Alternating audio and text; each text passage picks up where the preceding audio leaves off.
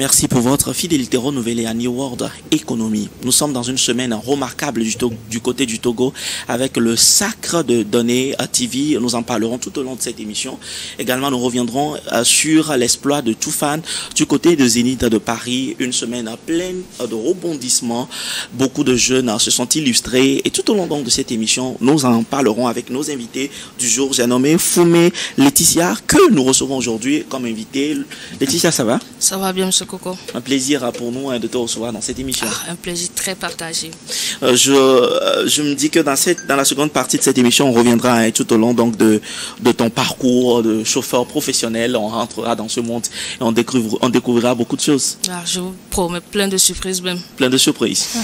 Alors, cette émission se fera avec Alain Gaba, le grand spécialiste de son état. Alain, avec toi, on fera le tour de l'actualité de la semaine. On reviendra donc sur le sacre de qui déjà? De données. Et on parlera également donc des 20 ans de Toufan. Effectivement. Et moi, je profiterai aussi pour faire un clin d'œil par rapport à leur court-métrage qui est disponible sur la page YouTube dénommé Fils du vent. C'était tourné avec Julio Teco et puis l'autre acteur bienvenu qu'on a vu dans la série Aroué. En tout cas, qui était vraiment dans le cadre des 20 ans de la célébration de la carrière des Toufan. Franchement, c'est magnifique. Donc, tout au long de cette émission, on va vous faire voyager, on va vous emporter avec tout ce que nous dirons sur ce plateau. C'est promis, tout au long de cette émission, on va vous faire voyager et ce voyage ne se fera pas sans Apefa. Un plaisir pour nous de te retrouver aujourd'hui également dans cette émission. Ça va? Plaisir partagé, Coco. J'espère que tu vas bien. Je me porte à merveille. Apefa, tu as promis chaque semaine, à chaque fois que tu seras là, de partager des astuces avec nous.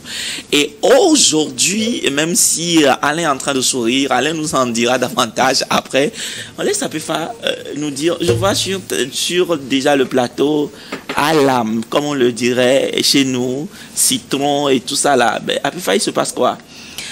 Bon, attends et tu verras. Aujourd'hui, dans la rubrique astuce de Apefa, nous allons découvrir l'astuce pour sentir bon toute la journée.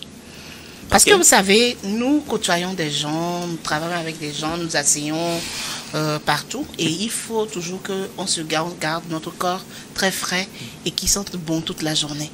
Parce que c'est très normal que nous quittons la maison le matin, nous sommes dans un continent tropical où la chaleur est présente toute la journée, donc il faut sentir très bon. Il y a quelque chose de très déplorable, c'est quand tu dépasses quelqu'un ou bien tu es assis avec quelqu'un dans le bus, dans le taxi, sur la moto, ou bien tu croises la personne et puis dégage une odeur nauséabonde. Aujourd'hui, j'ai apporté 3 éléments importants qui coûtent très très moins cher, banjo, et qui vont nous aider à garder notre corps frais toute la journée. Élément numéro 1, la régie s'il vous plaît, c'est Alam. La pierre d'Alam. Bono. Ça j'ai pris 3. 25 francs. Ça fait bonoton. Ça fait 115 francs que j'ai pris chez la bonne dame du coin du quartier. Et ça, le seul morceau tu peux l'utiliser pendant 1 mois ou 2 mois. Il suffit de le tremper un peu dans l'eau, de passer ici. Et puis le toit est joué. Astuce numéro 2, c'est du citron, lemon. Tu coupes, tu passes un peu, tu attends quelques minutes avant de te laver et puis c'est bien. Maintenant, tu n'as pas citron, tu n'as pas l'âme pour l'être debout. Pour l'être debout. Pour l'être debout. Ceux qui sont debout là, ils peuvent utiliser ça là. Je veux vraiment pas montrer la marque pour qu'on soit en train de faire de la publicité. La publicité, ça c'est pour l'être debout. Roll-on, déodorant. Qui n'a pas mis déodorant, vous passez un peu puis le toit est joué toute la journée, vous sentez bon. Vous ne dégagez pas d'odeur nauséabonde. Et merci de prendre ces bons conseils, de mettre ces bons conseils en pratique pour qu'on ne boude pas derrière toi, pour qu'on ne parle pas derrière toi quand tu dépasses quelqu'un. À la prochaine. En tout cas, merci à moi, je voudrais faire rapidement quand même un complément. D'accord. Il faut arriver à connaître son corps. Parce que par rapport à Alam, parfois, si tu meurs de trop, ça fait des boutons. Donc, c'est pour ça que certaines personnes se disent que je ne mets plus rien. Donc, Coco, on a montré 3 éléments. Soit tu utilises le citron, soit tu utilises le déodorant. D'accord. C'est parce que toutes ces années-là, ou bien depuis que tu as commencé par grandir là, déjà à 10 ans, 11 ans, 12 ans avec maman là, maman sait déjà que toi là, Olivier, à Décosok, Banadé, ou à Saint, on sait déjà ce qui peut vaincre. Ah, Coco, c'est pas toi, s'il te plaît. C'est que toi là, l'allure, ton allure là, il faut qu'on te corrige avec quelque chose. Donc, à toi-même de voir les ingrédients, les pistes qu'il te faut le mieux. Tu choisis ça et puis c'est bon. Coco, on peut aller avec l'émission. Alors, je comprends donc que tu pourrais peut-être faire la précision par rapport à ce qui pourra aller particulièrement avec chacun d'entre nous. C'est bien ça? Oui, c'est ce que je voudrais dire. Et puis aussi, il faut ajouter que c'est pas parce que vous utilisez ces 3 choses-là que vous ne devez pas vous laver régulièrement. Donc, il faut se laver au moins 3 fois par jour. Parce que nous sommes en temps de chaleur. Non, quand même, allez. Au moins 3 fois par jour. Mais il y a certaines personnes, quand la personne quitte le matin pour le boulot, c'est parti pour le soir. Ok, là, on peut te lever 2 fois par jour. Mais ça dit que le matin et le soir, avant d'aller au lit. Au moins. Parce que après, si vous n'entendez pas vraiment le corps, avec tout ça là, vous aurez toujours du mal à éliminer les odeurs. Super. Donc, Laetitia, tu partages ça? Au moins se doucher 2 fois. Oui, se doucher 2 fois. Au moins. Tu n'es pas d'accord avec des odeurs vraiment quand tu es avec une personne ou une personne qui est proche de toi et qui ne sent pas forcément bon, ça te... Moi, je suis tellement habituée. Elle nous dit tout à l'heure. Je préfère dire, il faut se laver 2 fois et puis il faut suivre la tuche. Les deux va de pair. On y reviendra dans la deuxième partie. Merci Alain d'ajouter quand même un élément à mon actif. Super. Merci Alain. On y reviendra forcément dans la deuxième partie de cette émission. Alors Alain, nous sommes en train de parler de Sacre de Donné TV à House of Challenge. C'est vrai que ce qui nous intéresse dans cette émission, c'est ce qu'on peut vraiment retenir finalement de ce, on va dire de ce projet qui, mine de rien, a attiré l'attention de beaucoup de personnes, a fait bouger pratiquement tout un peuple, et même les dirigeants quelque part se sont mêlés. Il faut dire quand même que ce n'est pas rien. Oui, ce n'est pas rien. Et ce qu'on peut retenir, c'est d'abord se dire qu'aujourd'hui, les réseaux sociaux, quand on veut se démarquer, il faut être authentique et original. Quand Donné avait commencé ses émissions avec la télé cassée, on se disait, mais c'est qui celui-là encore? Et finalement, petit à petit, ça prenait. Ça prenait. Il était invité sur des émissions, il était même allé à Abidjan pour faire des tournées hautes là. Et il a été sélectionné, il a été remarqué. Et moi, ce que je retiens également, c'est que il faut qu'on arrête de voir les réseaux sociaux, surtout TikTok, comme un moyen purement pour se divertir. Parce que on le voit aujourd'hui, Donné, grâce à TikTok, il est devenu, si je ne me trompe pas, millionnaire. Parce que quand il paraît qu'il y a un prix confidentiel, dont le montant est élevé. Bien sûr. Donc ça veut dire qu'à partir de l'amusement, on peut se permettre de dire qu'il est millionnaire. Il est millionnaire. Et on a vu vraiment la manière dont tout le Togo, c'est-à-dire toutes les personnes qui avaient quand même un attachement, un amour pour TikTok, tout le monde vous regardait. Et puis, en fait, c'est devenu comme plus qu'un match des éperviers. Mais comment est-ce qu'on peut l'expliquer en fait? Quelle est la magie? Comment on peut expliquer cette magie derrière?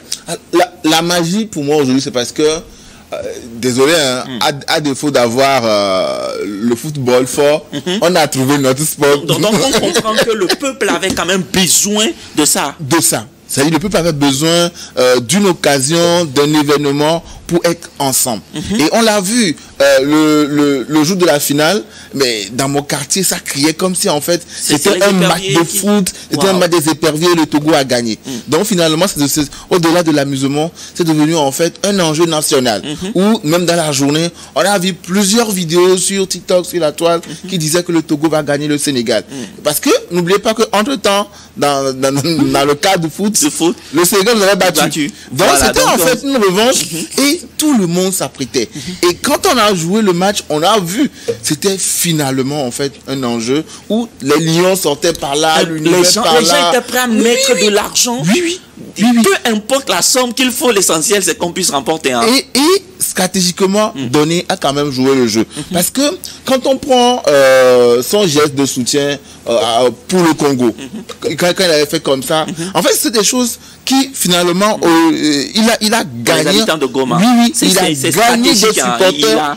Il a marqué le continent. Il a marqué le continent et tout de suite, que ce soit les Ivoiriens, les Béninois, les Gabonais, les gens se sont attachés à lui. Et donc finalement c'est devenu en fait un match comme toute l'Afrique, excusez-moi, contre le Sénégal. Parce qu'en fait...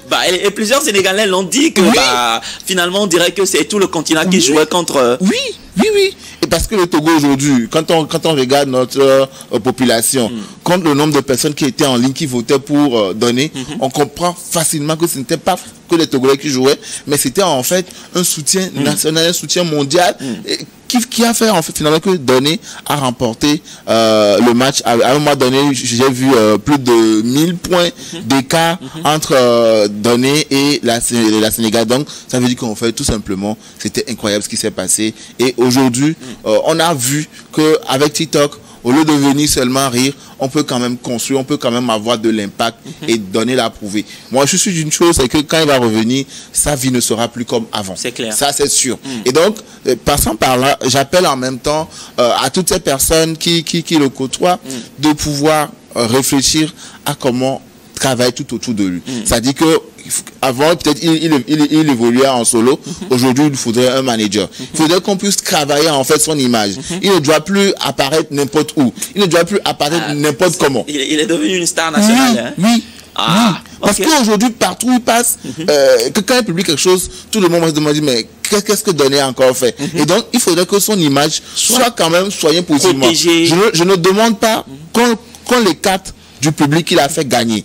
Mais c'est juste qu'en fait, qu'on essaie de lui donner une image, une marque, pour que Donné TV puisse être toujours une fierté, comme aujourd'hui quand on parle d'Adebayor, quand on parle d'Etoufan, il faudrait que Donné TV puisse être à ce niveau-là. Super. Alors, Apéfa, est-ce qu'on pourra quand même se permettre aussi de dire que si les Togolais ont soutenu, les Togolais aiment soutenir que ce qui est bien, peut-être que si, au premier tour, il avait fait du n'importe quoi, les Togolais seront les premiers également à l'insulter, à dire que comment il est parti renier toute une nation comme ça. Est-ce qu'on peut se permettre de dire que quelque part, c'est parce que l'enfant était assez stratégique, a suffisamment convaincu et avait démontré qu'il pouvait valablement, comment on dit ça, représenter toute une nation? Oui, justement. Je crois que Alain, tout de suite, dans ses propos, avait brossé un peu cet aspect de la chose, de ce que tu viens de dire. Donné TV n'est pas allé représenter le Togo à des House of Challenge seulement par... plaisir, mais je crois qu'il était déjà bien construit, il était déjà bien armé parce que c'est une affaire de digital. Et il maîtrisait tellement bien tous les rouages, tous les paramètres du TikTok avant d'y aller. Il ne se servait pas de TikTok seulement pour s'amuser ou bien de se divertir. Il savait comment se passent les matchs, comment tout... Il avait cette maîtrise-là. Il avait déjà cette maîtrise-là, parce que j'ai suivi... C'est quand même une science, hein, derrière, on peut le dire. C'est toute une école. Je crois que le gars, il a bien déjà maîtrisé cette école de TikTok avant d'aller là-bas. Il n'est pas allé par hasard. Il n'a pas été choisi par hasard, parce que j'ai vu une vidéo de lui, une ancienne vidéo de lui aujourd'hui même sur TikTok, où il essayait, ou quelqu'un lui demandait en commentaire de faire des lives. Peut-être qu'en ce moment, il ne faisait pas encore des lives. On lui a demandé de faire des lives et il présentait son live. Il a dit go, envoyez les lions, envoyez tel. Et des fois, il se permet de dire que n'envoyez pas encore. Envoyez ceci, n'envoyez pas ceci. Il sait quand on doit tapoter l'écran, il sait quand on doit envoyer les cœurs, il sait quand on doit envoyer les roses, il sait à quelle seconde près on doit envoyer les lions, les gros cadeaux, et quand on doit arrêter, et quand le x3, le x5, tout ça là, il maîtrise ça. Moi, j'écoutais seulement un x3, x5, je dis, mais... Oui, c'est là que moi j'ai découvert même que dans les matchs TikTok, il y avait un x3, il y avait un x5, il y a un moment où on doit faire tel ou tel. finale. Et même tous les Togolais étaient armés. Tout le monde, d'abord c'était la demi-finale qui nous avait émerveillés. Et puis maintenant la finale, tout le monde maintenant était rentré dans le jeu.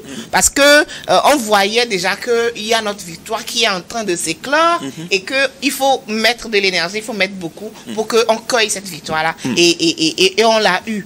Et même il y a des gens qui ont dit que ils avaient préparé des lions à envoyer, mais c'était trop. Débordé. Et Soukaka Tiani, quoi. Super. Donc, eux, ils ont gardé plutôt leurs lions pour que avec ces sous-là, ils vont faire quelque chose à donner pour le soutenir. quand il sera là. C'est comme si Alain vient de le dire. On vient de trouver encore une référence pour notre pays. Quand on dit que je viens du pays d'Adébayor, on pourra dire fièrement aujourd'hui que je viens du pays de donner TV7. Voilà. Alors, Laetitia, je sais que certainement tu as suivi de près, hein, même si tantôt tu es en voiture avec tes clients et tout, tu étais au parfum de tout ce qui se passait. Est-ce que, à ton avis, quelque part, on peut... c'est quelqu'un qui me posait la question cette semaine de savoir pourquoi est-ce que les Togolais n'avaient pas vu cette qualité en données depuis, et il a fallu qu'ils se retrouvent dans un événement organisé par une personne d'un autre pays pour que d'un coup il soit valorisé à ce point. Est-ce que tu penses en réalité que on ne valorise pas assez les nôtres pays? De mon côté, je dirais pas oui non plus. Ok. Parce que faudrait se valoriser soi-même pour que quelqu'un te valorise. Ok. Et je dirais que Donné TV s'est valorisé lui-même par les débuts qu'il a commencé. Le monsieur n'avait pas de trépied, il s'est fabriqué un trépied pour mettre le téléphone, pour pouvoir dans se filmer lui-même. Par la suite, il a commencé avec son émission. Et par la suite, il a eu à vendre des savons. Et c'est par tout ça là, parce qu'il s'est valorisé lui-même, que d'autres personnes aussi ont vu, ils ont dit, ah, autant valoriser ce jeune homme, ce jeune garçon pour qu'il puisse évoluer. Et je ne peux pas dire que non, que c'est à l'international seulement qu'on l'a valorisé, non, parce que nos influenceurs togolais, le peu qu'ils peuvent faire, ils l'ont fait. Parce que moi, j'ai beaucoup de clients qui à TikTok qui vont dire peut-être des amours Sylvie qui déjà commencent par dire qu'il faut venir, il faut s'abonner à la chaîne de Donné TV. Il faut acheter son produit. Le petit fait des merveilles. Et apparemment, il y a même RFI qui l'a... entre-temps, l'avait reçu et tout ça. Tout ça là. Donc, si le pays n'avait pas accepté, si le pays ne l'avait pas valorisé, je crois que les petits trucs qu'il faisait, les petits efforts qu'il faisait n'allaient pas aboutir au point où il pouvait aller à l'international. Donc, c'est ce que moi je pourrais ajouter à propos de Donné. Il nous a vraiment fait honneur et c'est un petit qui se bat beaucoup, en fait. C'est un exemple à suivre. C'est un exemple à suivre. Alors, il y a l'autre aspect qui me tient à cœur. On s'en rend compte que Donné orphelin de père et de mère ne s'est pas dit bah c'est fini pour moi, je n'ai personne, je suis seul et tout.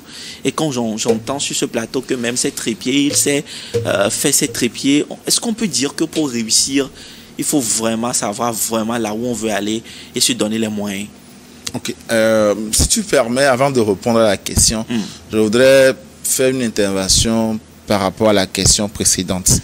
Je suis d'accord aujourd'hui que le pays accompagne.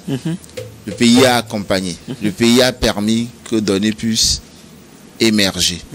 Mais il faut noter qu'au Togo aujourd'hui, il n'y a pas assez d'initiatives de ce genre pour permettre à ce que toutes ces personnes-là qui arrivent quand même peut-être à créer du contenu sur les réseaux sociaux puissent être valorisées localement. Quand on prend des pays de la sous-région aujourd'hui, il y a régulièrement des émissions télé, des spectacles ou carrément des distinctions qu'on donne très souvent pour pouvoir encourager cette personne-là à se développer et à se faire connaître. Donc aujourd'hui, vivement, on espère que à travers la réussite de Donné TV, que les promoteurs culturels qui nous regardent décideront maintenant de voir comment faire pour que d'autres personnes puissent émerger. Et aussi, j'appelle à ce que nos créateurs de contenu puissent viser l'international. Il y a ça aussi, parce que quand on fait par exemple la chance de Donné TV, c'est que il fait le journal en français. C'est-à-dire, il répète en fait, c'est peut-être un journal de France 24, RFI, et c'est en français. Oui. Et du coup, c'est accessible à plusieurs personnes en Afrique. Par contre, quand on prend nos autres créateurs de contenu, aujourd'hui, pour les comédies, ça se passe très souvent en langue nationale.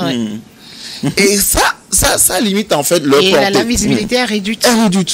Peut-être que le monsieur voit le scénario, il rit, mais il ne comprend pas le message. Donc un jour, s'il y a un truc qu'on doit sélectionner déjà à l'étranger, il sera difficile de penser à ces créateurs de contenu là qui font les choses en langue nationale. Donc j'invite encore toutes ces autres personnes à faire des efforts. C'est vrai que ce n'est pas facile parce que on se dit c'est maintenant qu'on commence, mais il faut avoir une vision long terme. Et peut-être que à la suite, on va revenir sur ça quand on parlera de la carrière des Toufan. Parce que quand on leur pose la question, ils disaient que très tôt, ils ont compris qu'ils devaient aller à l'international. Et c'est là ils sont sortis pour aller à Abidjan, pour faire la promotion autre là-dedans. Pour revenir maintenant à la question de savoir, faut-il attendre les gens avant de pouvoir se démarquer? Je dirais non. Parce que à partir du moment où tu connais tes compétences et que tu n'arrives pas à le faire, les gens vont se dire, mais si tu as tel projet que tu ne démarres pas, qu'est-ce qui me prouve que ça va marcher? C'est comme en fait en entreprise. Moi aujourd'hui, quand quelqu'un vient me voir, Alain, en tant qu'entreprise, je lui dis que viens, voilà, j'ai un projet, je veux faire telle chose, que j'ai besoin que vous puissiez me sponsoriser. On pose la question de savoir, est-ce que vous êtes à quelle édition? À quelle édition? Qu'avez-vous fait? Qu'avez-vous comme moyen? Ça veut dire qu'à un moment donné, les gens ont quand même besoin de voir si la personne rassuré. Quelles sont les preuves que tu as fait toi-même. Exactement. Et aujourd'hui, pour avoir quand même pris le temps de travailler individuellement, d'avoir innové, finalement, Bovan, il a vu que c'est quelqu'un... 7 ans, hein? Oui. C'est vrai qu'aujourd'hui, on se dit que le gros gagnant dans cette affaire, c'est peut-être lui, mais on ne pense pas à ce qu'il a payé comme prix pour en arriver là. Et chaque fois, l'enjeu, c'est de choisir des candidats qui peuvent porter très loin l'émission. Et finalement, pour cette édition, il a réussi le casting. Donc, s'il y a ces jeunes-là qui nous regardent, je voudrais vous dire tout simplement que parfois, qu'importe votre situation, osez. Osez. Si vous commencez, Dieu mettra sur votre chemin de bonne volonté des personnes qui comprendront, qui vous tendront la main pour vous aider à vous élever. Ne restez pas sur place et dire que je n'ai pas les moyens et que si je commence, je vais échouer. Échouer permet d'apprendre. Échouer permet de se dire, voilà, j'ai mal fait peut-être pour l'édition passée, mais qu'est-ce que je peux améliorer pour connaître du succès? Et si vous discutez avec Donné, il vous dira peut-être que quand il voulait venir sur TikTok, il a essayé plusieurs scénarios, sûrement. Il a essayé de mettre en pratique plusieurs initiatives. Et finalement, c'est le journal qui a pris. Donc, c'est de comprendre qu'en fait, malgré les échecs que vous aurez au début, faut persévérer. Et à la fin, vous aurez la victoire. Et à la fin, vous aurez la victoire. Apéfa, avec toi rapidement, avant d'aller en pause et de revenir dans la deuxième partie de cette émission. Aujourd'hui, quoi qu'on dise, quand le miel ou la manne commence par tomber, on voit quand même des oncles, des tantes, des frères, des amis, tous ceux qui t'ont déjà vu une seule fois dans leur vie peuvent t'appeler leur ami, mon enfant et tout ce qui va avec. Et aujourd'hui, comment penses-tu qu'il pourra vraiment s'y prendre pour ne pas être drainé vers le bas, mais plutôt trouver le chemin de maintenir le cap et d'aller plus loin? Ok, je crois que... Surtout qu'il est orphelin de père et de mère. Oui, il est orphelin de père et de mère, mais maintenant avec les millions, il y aura un papa, il y aura une maman, il y aura des tantes. Mais est-ce qu'il doit à quelqu'un quand même dans cette affaire? Est-ce qu'il doit à quelqu'un? Oui, même si on le dit si haut qu'il est orphelin de père et de mère, c'est sûr qu'il y a eu certaines personnes qui se sont occupées de lui jusqu'à ce qu'il en arrive là. Donc, je crois que en toute chose, l'humilité fait toujours gagner. Donc, il faut qu'il garde quand même son humilité. Il doit sa vie, malgré que ses parents ne sont plus, il doit sa vie à certaines personnes. De continuer par respecter ces personnes-là, d'être... même si ce n'est pas des parents proches, il peut y avoir des voisins, il peut y avoir des cousins, peut-être qui l'ont soutenu jusqu'à ce qu'il arrive là. Donc, qu'il soit humble, mais tout en gardant son objectif tout en travaillant sur ces objectifs, en travaillant encore beaucoup pour aller encore plus loin, parce que là, ce n'est pas encore le sommet. Alors, ce n'est pas encore le sommet, on y revient tout à l'heure après la pause. On fait la pause et on revient. À tout à l'heure.